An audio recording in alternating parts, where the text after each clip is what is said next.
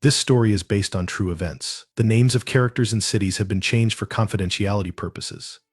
Alexis Carter was never supposed to be the kind of girl who did something unforgivable. She was the quiet one, the girl who didn't make waves, who hid behind thick, dark hair and the strange comfort of her own isolation. But there was something about her that always seemed to invite the worst kind of attention. It was in her eyes, the way they darted nervously from one corner of the room to another, always alert, always watching.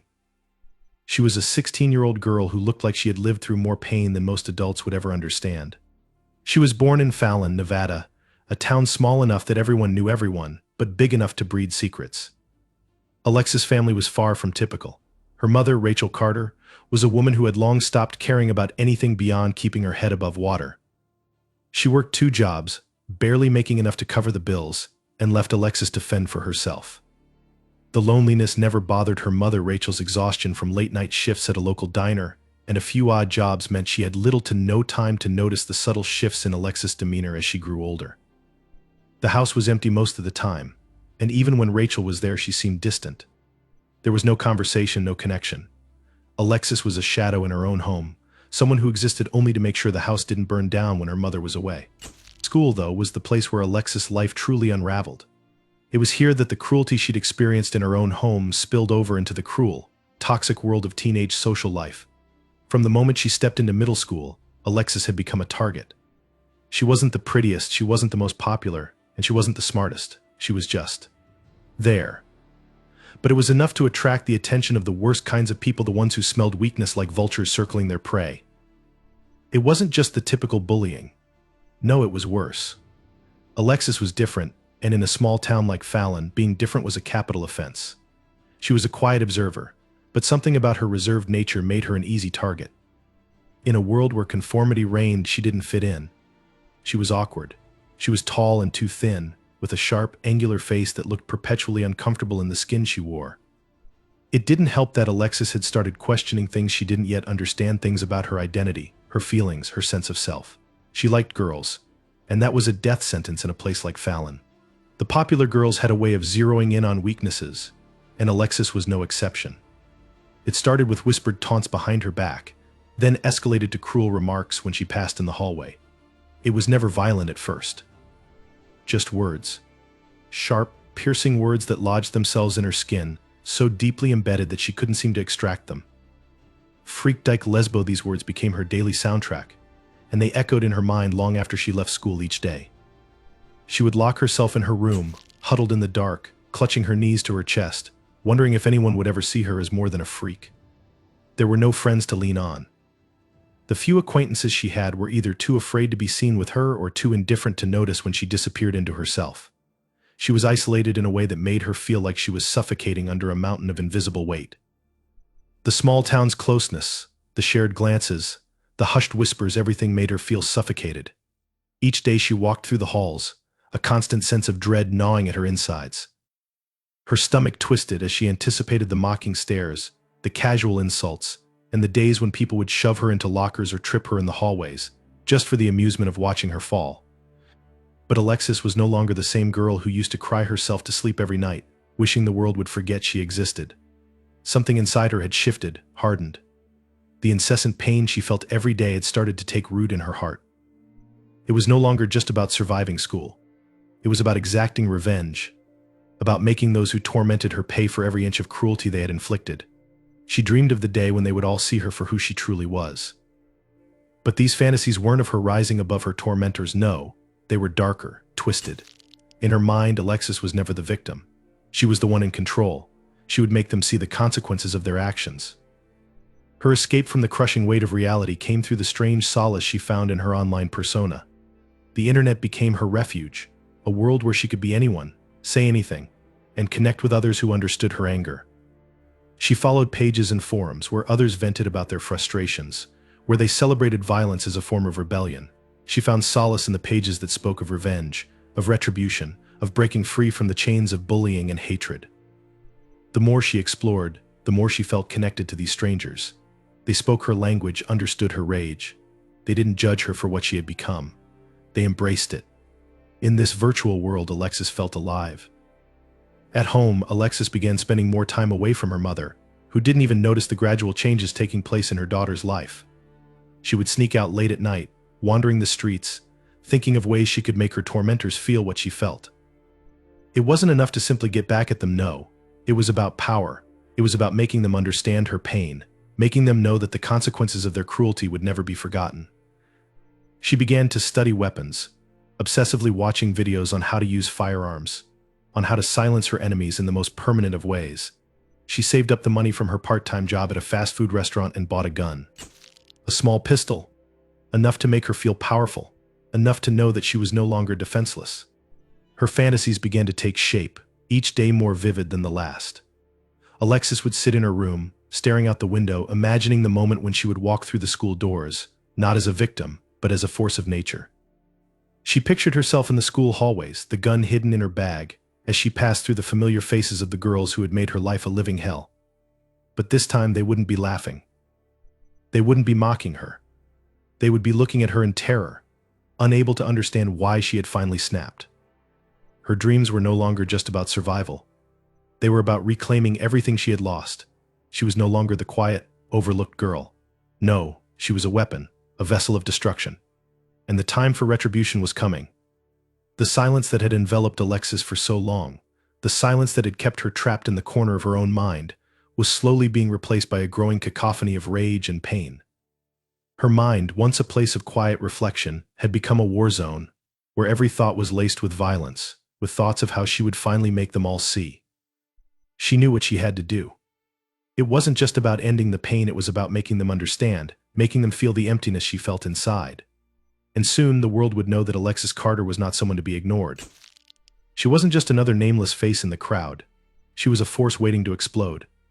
And when that day came, there would be no stopping her. It was the kind of day that seemed like any other, the kind of day when nothing extraordinary should have happened. The sun was bright, but it had that dry edge to it, the unmistakable heat of Nevada pressing down on the small town of Fallon. The dust kicked up by passing cars swirled lazily in the air, and the world outside seemed to be in a state of unspoken tension. Alexis Carter could feel it, a sensation that ran like electricity through her veins, a pulse of something darker and heavier than just the summer heat. Her footsteps echoed on the linoleum floors as she walked through the hallways of Fallon High School, a place that had long ago ceased to be a sanctuary for her.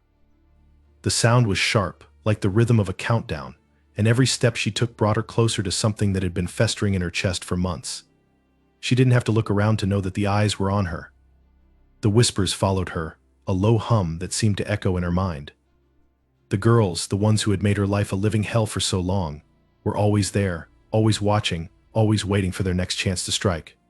Today, however, the tension was different. It was thicker, heavier. Something was about to snap. Alexis had been holding it in for so long. The isolation, the relentless bullying, the taunts, the cruel jokes, the way they treated her like she didn't matter. Every day had been a silent war, a battle she fought alone. Her life had been a series of moments where she'd been shoved aside, ignored, belittled for being the girl who didn't fit the mold. She had grown used to it. In fact, for a while it was almost comforting to know what to expect. But the comfort of knowing she was invisible had slowly started to turn into something much darker, something like a hollow pit in her stomach that gnawed at her from the inside out. That morning, as she sat through the first few classes, Alexis felt the gnawing urge intensify. She had come to school that day with a specific purpose in mind. She had carefully selected her outfit, nothing too noticeable, just the same old baggy hoodie and jeans she always wore, a way to blend into the background as much as possible. But today she felt different. There was a kind of quiet determination in her eyes that she hadn't been able to shake off. The air around her seemed charged, crackling with anticipation, and she could feel it vibrating in her chest. It was as if the universe was aligning itself for something monumental, something catastrophic, and she had a part to play in it. Her thoughts drifted as she sat in her second period class, her mind detached from the lesson in front of her. The ticking of the clock on the wall was loud in her ears, marking the passage of time in a way that felt far too slow.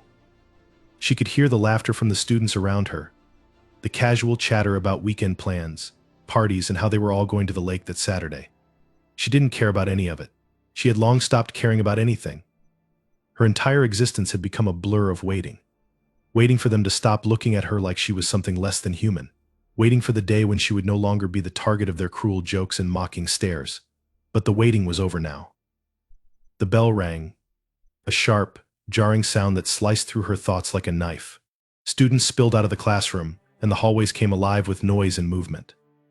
Alexis moved with the flow, slipping into the crowd of bodies, her body tense, but her face impassive. Her eyes searched the halls, scanning for her usual tormentors, the girls who had made it their mission to ruin her life. They were easy to spot. Their laughter was like a sharp slap in the face, loud and obnoxious, echoing across the lockers. They were always in the same clique, always grouped together, like a small army of smug, self-important princesses who ruled the school. And there they were, the group of popular girls she had come to dread, clustered around their lockers, exchanging jokes about someone else's misfortune. She didn't even have to look at their faces to know what they were saying about her. She could already hear the words in her head. Freak, loser, ugly dyke, it was all the same. She had come to expect it, but it didn't make it any easier to endure. She wasn't even sure when the last time she had cried was, but it felt like years ago, like her tears had long dried up, replaced by something far more dangerous. As Alexis passed them, one of the girls, Trina, the ringleader of the group, caught her eye. There was no hiding the malice in Trina's expression. Her smirk was venomous, as if she were relishing the chance to tear Alexis down once again. Trina leaned in to whisper something to the girl next to her, her gaze never leaving Alexis, like a predator scenting its prey. The girl beside her laughed, a high-pitched sound that cut through the air, and Alexis' heart skipped a beat. It was like an electric shock, a jolt of pure hatred that seemed to fill her entire being. They didn't even have to say anything. It was in the way they looked at her, in the way they made her feel small, like she didn't even belong in the same room as them. That was the final straw, the culmination of everything she had endured over the past few years. The years of whispers, the endless bullying, the rejection, the silent judgment. Alexis had always thought that one day it would end. That one day it would all stop. But no matter how much she hoped, it never did. The humiliation, the pain, the constant feeling of being less than human, it would never stop.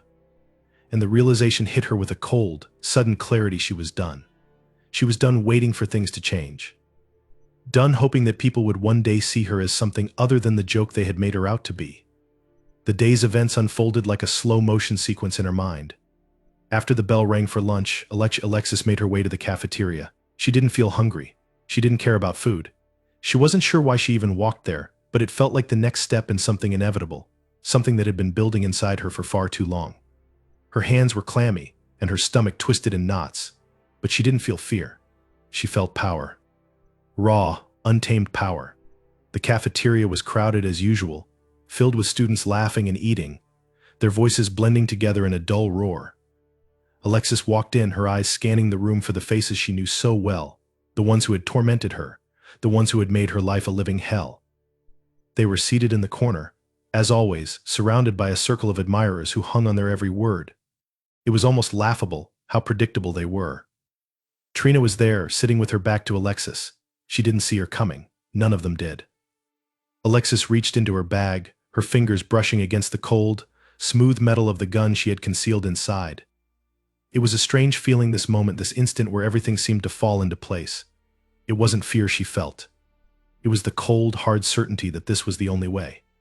The only way for them to understand what they had done to her. The only way for them to feel the suffocating, unrelenting weight of her pain. Her heart raced, but her mind was clear. Clearer than it had been in a long time. She was done being the victim. Today she would make them all see. Today they would understand that there was a price to pay for their cruelty, a price they could never pay back. And in that moment, Alexis Carter was ready to end it all. The morning arrived like any other, the sun barely visible behind a curtain of dust and haze that clung to the dry Nevada air. Alexis Carter woke earlier than usual, and sat at the edge of her bed, staring at the grayish light creeping through the blinds. She had barely slept the night before, but it didn't matter. Her mind had been too busy, too consumed with a single thought, an unshakable certainty today would be the day. The air in her small room felt stale, as though it had been trapped in here for too long. Her gaze wandered over to the duffel bag sitting on the floor beside her. It was barely visible in the dim light, but she could already picture its contents with horrifying clarity. Inside, hidden beneath a pile of old clothes, were 2 semi-automatic rifles, a few handguns, and an assortment of ammunition, enough to change the course of everything. She had spent the last few weeks carefully planning, meticulously preparing for this moment. Every detail had been accounted for. Every step mapped out. The weapons had been secured from a local gun shop, bought through channels she had carefully cultivated over the course of months.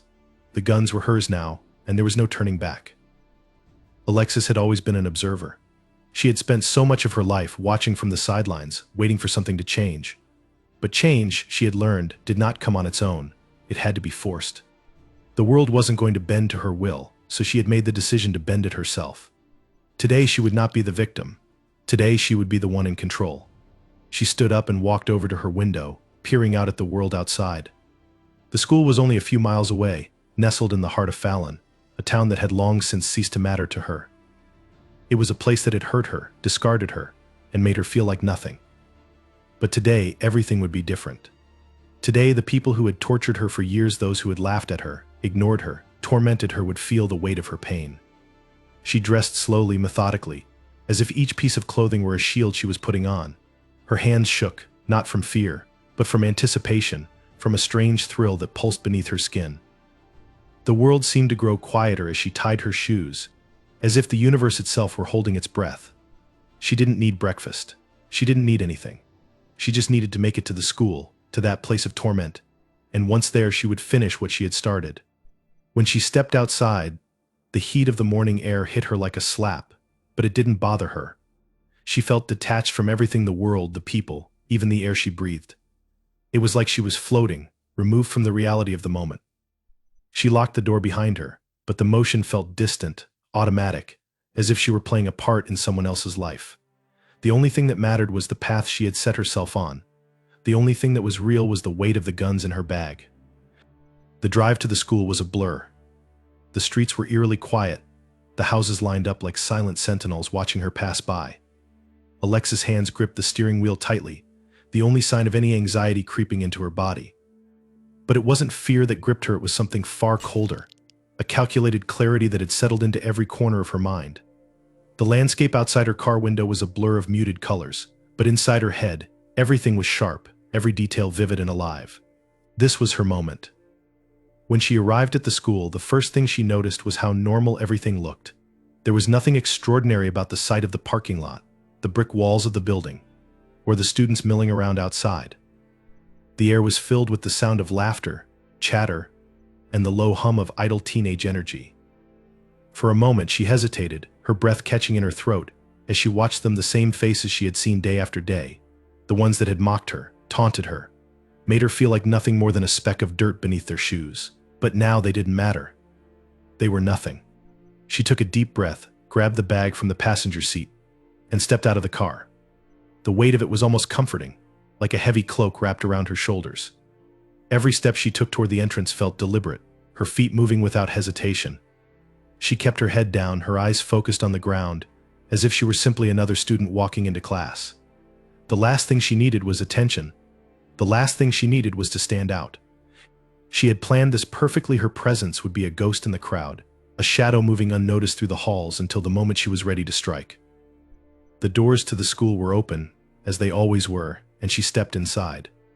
The air inside felt cooler, the usual mix of voices, lockers slamming, and the sound of feet shuffling on the linoleum floor filling her ears. Alexis didn't look at anyone. She didn't need to. She already knew where they would be. The cafeteria. The lunchroom, the place where the social hierarchy played out in its most grotesque form. It was there, amidst the chatter and the chaos, that the target was most concentrated. Her fingers curled tighter around the strap of the duffel bag as she moved toward the cafeteria. She could feel the pressure building in her chest, the anticipation, the growing sense that everything was coming together. She didn't even notice the way the other students moved around her. Her focus was on the destination, on the moment she had planned for so long. When she reached the doors of the cafeteria, Alexis stopped for a moment. The sound of laughter, the clatter of trays, the hum of conversation, all of it seemed so ordinary, so mundane. But it was also suffocating. It was as if the very air in the room was thick with the energy of those who had done her harm. She didn't need to look for them.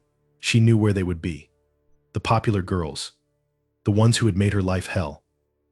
The plan had always been clear in her mind. Once inside, she would target the ones who had tormented her the most, the ones who had thought her weak, thought her invisible, thought her broken. They would know what it felt like to be powerless, to be at the mercy of someone else.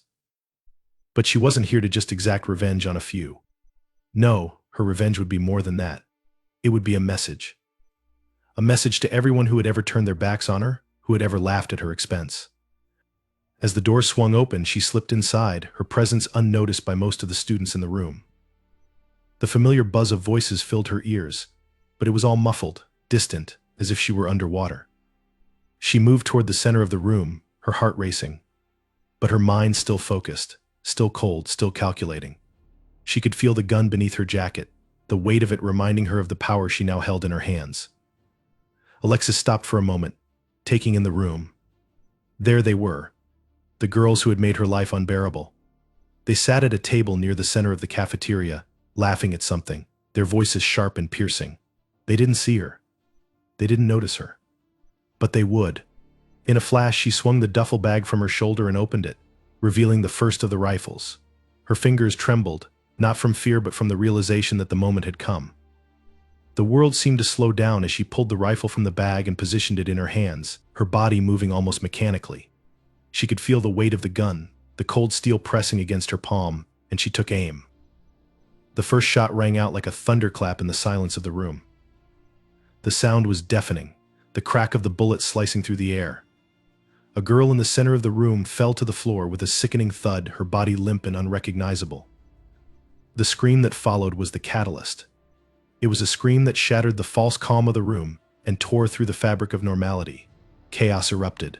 Students screamed, scrambled, and dove under tables, but it was too late. The rampage had begun. Alexis moved swiftly, her every movement precise, each shot fired with a cold, detached focus. The noise of the cafeteria was drowned out by the sound of gunfire, by the sickening echoes of what she had been planning for months. The pain, the humiliation, the rage, it all came to a head in those moments, as she moved from one target to the next, each one falling as she had fallen, each one experiencing the terror she had once known. But Alexis didn't feel fear. She didn't feel anything. She was a machine, and the world was a blur as she pulled the trigger again and again. The only thing that mattered now was finishing what she had started, making them all understand the cost of their cruelty. And the cost was blood. The chaos that followed was beyond comprehension. The sound of gunfire echoed for what felt like an eternity, but in reality it lasted only minutes that would forever haunt the small town of Fallon, Nevada. When Alexis Carter's massacre finally ended, the once bustling cafeteria had been transformed into a scene of unrecognizable carnage. The air was thick with the acrid scent of gunpowder, and the floor was slick with blood crimson pooling around bodies that lay motionless, some contorted in grotesque positions, others simply sprawled as if caught in the moment before death, faces frozen in expressions of disbelief. The walls, once decorated with school spirit banners and motivational posters, were now riddled with bullet holes, a grim testament to the violence that had erupted within their confines. The silence that followed the final shots was deafening. The distant sound of sirens began to bleed into the scene, but it did nothing to break the tension that gripped the room. The students who had survived, those few who had managed to flee or hide, were huddled together in fear, some under tables, others behind chairs or the remnants of overturned lunch trays. The stillness hung like a suffocating cloud, punctuated only by the occasional sob, the soft gasp of someone still trying to comprehend what had just occurred. Outside the cafeteria, the first responders began to arrive, their vehicles screeching to a halt on the school's campus, the tires leaving black marks against the pavement as they rushed to the scene. But even as they approached, they were met with a reality so harrowing that it was almost beyond the grasp of their training. The officers, paramedics, and sheriff's deputies were thrust into the heart of a nightmare that no one had ever truly imagined could happen here at this small, seemingly idyllic high school. There was no easy way to prepare for such destruction, no script to follow for such profound loss. The police entered the school in tactical formation, rifles raised, their movements cautious and deliberate, scanning every corner for a possible threat. They moved quickly, but even then, it felt as though they were wading through a thick fog, a haze of disbelief that made every step feel slow and laborious. They reached the cafeteria doors, now partially blown off their hinges, and pushed inside. The scene was a war zone. The sight that greeted them was enough to freeze anyone's blood. Dead bodies, severely wounded students, blood-soaked floors. The officers stood for a moment in stunned silence, struggling to process what had just happened. Amidst the horror, there was something even more chilling: the absence of the perpetrator. Alexis was gone. She had disappeared, leaving behind nothing but the horror she had wrought. There were no immediate signs of her whereabouts. No footprints leading away from the scene.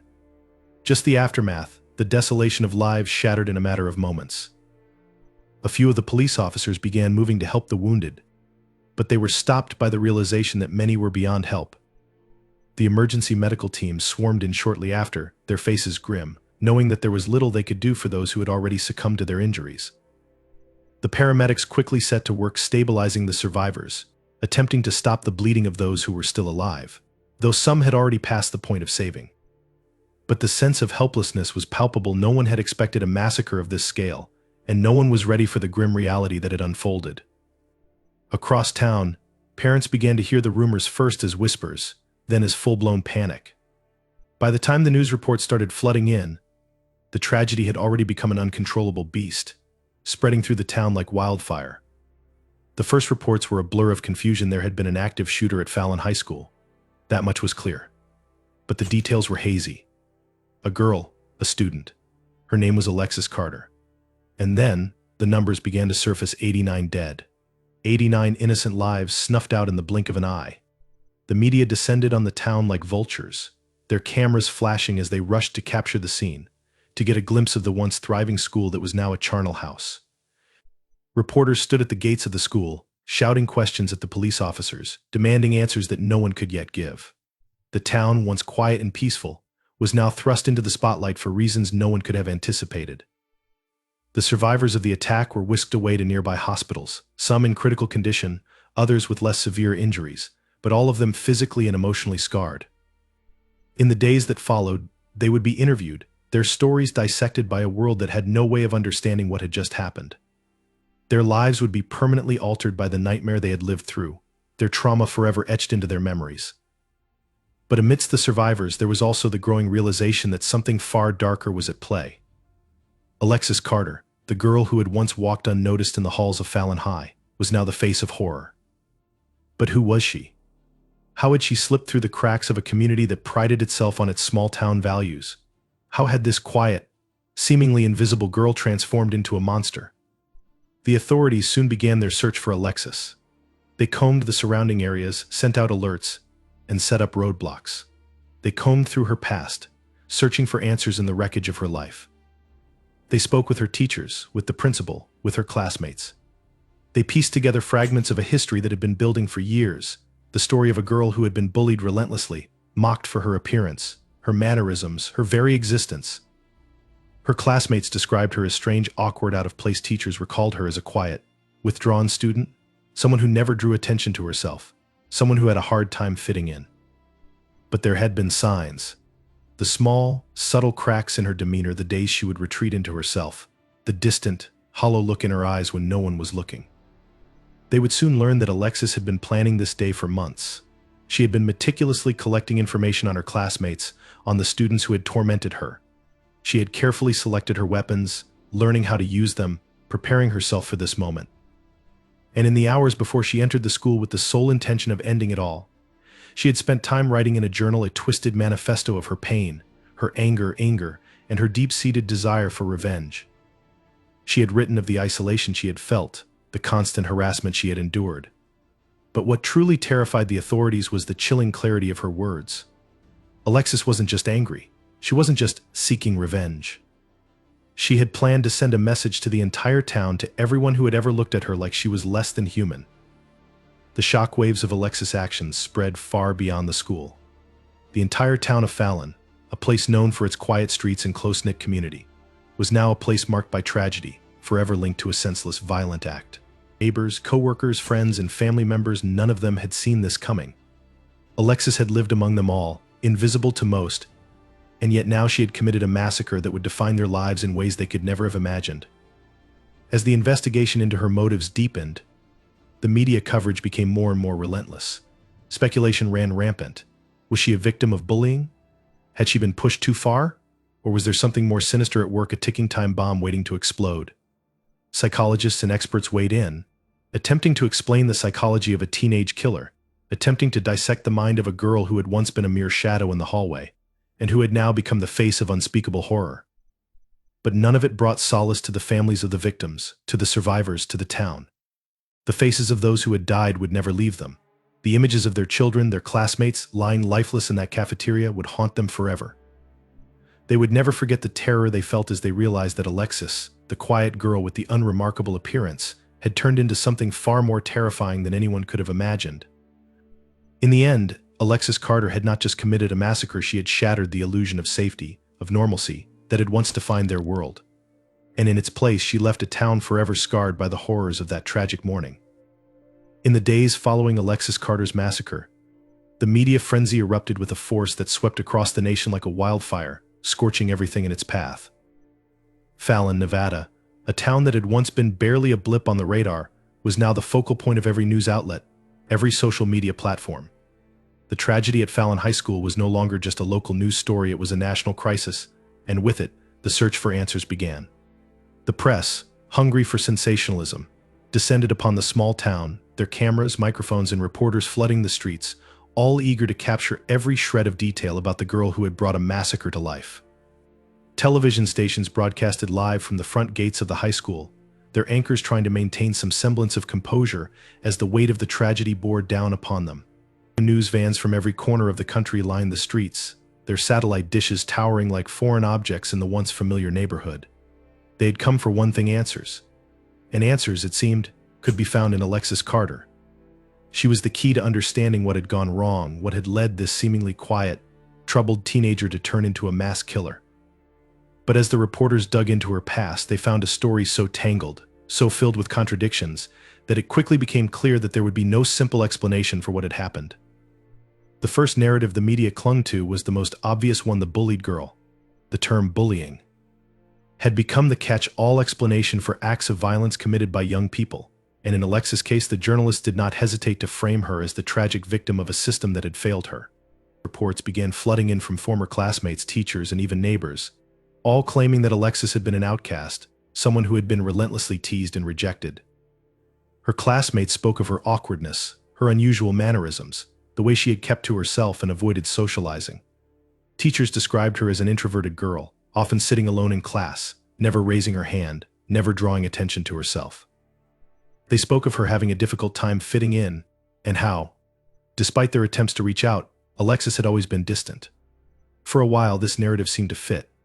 She had been the girl who couldn't make friends, the girl who was pushed aside by her peers, the girl who had suffered in silence until she couldn't take it anymore. The news outlets latched onto the bullying angle with a ferocity that bordered on desperation. It was a familiar story, one that had been told time and again: an isolated teenager pushed beyond their limits, finally snapping and seeking revenge on those who had tormented them. In the wake of the tragedy, the focus shifted toward the question of whether the school had done enough to stop the bullying, whether the teachers and administrators had failed in their duty to protect one of their own. Calls for reform grew louder.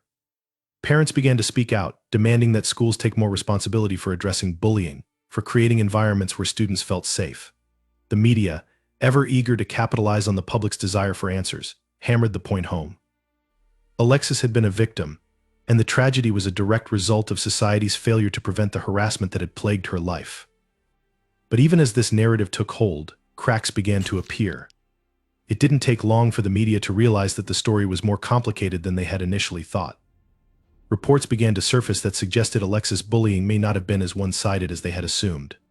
Some students, those who had been at Fallon High School at the time of the massacre, began to speak up, revealing that Alexis had not been completely blameless. There were whispers of her own dark tendencies, of her involvement in small acts of cruelty that had gone unnoticed, of her own history of aggression towards those who had crossed her path. The narrative that had painted her as the innocent, tormented soul now seemed less certain. Then, a chilling new development came to light: a manifesto. Alexis, it turned out, had left behind a series of writings that outlined her motives in disturbing detail. These writings were found by investigators, carefully hidden in her bedroom, beneath piles of old clothes and discarded notebooks. They were pages upon pages of rage, of deep-rooted hatred and resentment. Alexis had written about the pain she had endured at the hands of her peers, yes, but she had also written about something more sinister: the desire to make others suffer, to make them feel the way she had felt for so long. It wasn't just about revenge, it was about sending a message, about creating chaos, about dismantling everything that had ever made her feel small and insignificant.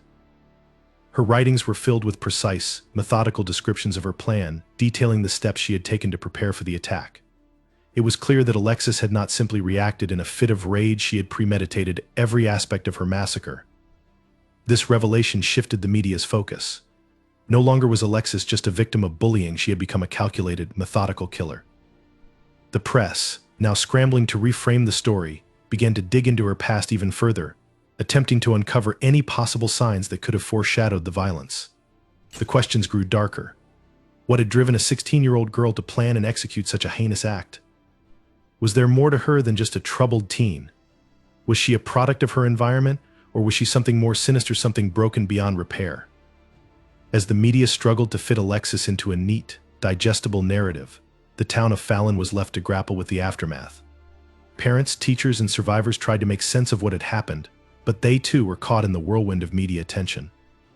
Interviews with survivors were broadcast across national television, their faces often blurred out for privacy, but their stories were plastered across every screen. Some spoke of the fear they had felt as the shots rang out, of the horror they had witnessed as their friends and classmates fell to the ground. Others spoke of the guilt they felt for having survived, for being the ones who had hidden in the corners of the cafeteria, while others had been left exposed, helpless and vulnerable. The survivors' stories were raw, their pain palpable, but the media wasn't interested in their healing. They wanted answers. They wanted to know how Alexis had been able to go unnoticed for so long, how she had been able to hide her anger, her bitterness, behind the facade of a quiet, withdrawn girl. They sought out every friend and acquaintance who had ever interacted with her, hoping to uncover some clue that could explain why she had done what she did. Some claimed that she had been fine one day, and then, suddenly she had snapped. Others suggested that there had been signs all along, moments when Alexis had lashed out, when she had shown an unsettling obsession with violence. But these claims were often contradictory, confusing. The picture of Alexis that emerged was fragmented, a puzzle that no one could quite piece together. As the days wore on, the media frenzy intensified. Sensational headlines flashed across newspapers and websites, their bold text screaming for attention: the quiet girl who became a killer, Fallon's darkest secret, from victim to monster. The press eagerly speculated about Alexis' motivations, tracing the path from her troubled upbringing to the moment she picked up her first weapon. Theories emerged: was she driven by a deep-seated hatred of her classmates? Was she a product of a broken home, a neglected child lashing out against the world that had ignored her? Was she simply a psychopathic killer, a person incapable of empathy or remorse? The media fed on these theories, spinning them into a narrative that painted Alexis as either a tragic victim or a cold-blooded villain, sometimes both, depending on the outlet. The interviews continued, the reporters chasing every lead, every new revelation. They even began to probe into Alexis' family history, searching for any indication that her parents might have been neglectful or abusive, that there might have been some external factor that had contributed to her violent tendencies. But while her parents were described as loving and attentive, there were few who could say they truly knew her. Alexis had been a girl who had lived in the shadows, her silence speaking volumes that no one had been willing to hear until it was too late. But amid all the speculation, the true horror of Alexis' actions was beginning to fade from the public consciousness. The sensationalism, the obsession with the details, began to overshadow the deeper, more uncomfortable truths. Alexis had not just been a victim, she had been a perpetrator. And in the end, it wasn't the narrative of her suffering that mattered, it was the bodies she left behind, the lives she destroyed. But the media couldn't allow themselves to dwell too long on that reality. It was too dark, too uncomfortable. Instead, they shifted, looking for the next headline, the next twist in the story. In their rush for answers, they had forgotten the one thing that remained true about Alexis Carter: she was not a puzzle to be solved. She was a tragedy, and the real horror lay in the people who had failed to see her before it was too late. In the years following the massacre, the town of Fallon struggled to recover, its soul forever scarred by Alexis Carter's actions. The school, once a place of learning, became a chilling symbol of horror. The cafeteria, now a sealed-off memorial, stood as a reminder of the 89 lives lost. For those who survived, the trauma was permanent, haunted by memories of the chaos, the bloodshed, and the faces of friends and classmates who had been taken. The survivors' lives were split into two distinct realities: the world before the massacre, when they were just teenagers, and the world after, where every step felt burdened by the weight of their experiences. Some sought therapy, trying to piece together the shattered fragments of their lives, while others retreated into themselves, unable to escape the haunting images. Alexis had left behind a legacy of brokenness, one that could never be undone. Her name would forever be synonymous with pain and loss, not just in Fallon, but in the hearts of those who had witnessed the worst of humanity's capacity for destruction.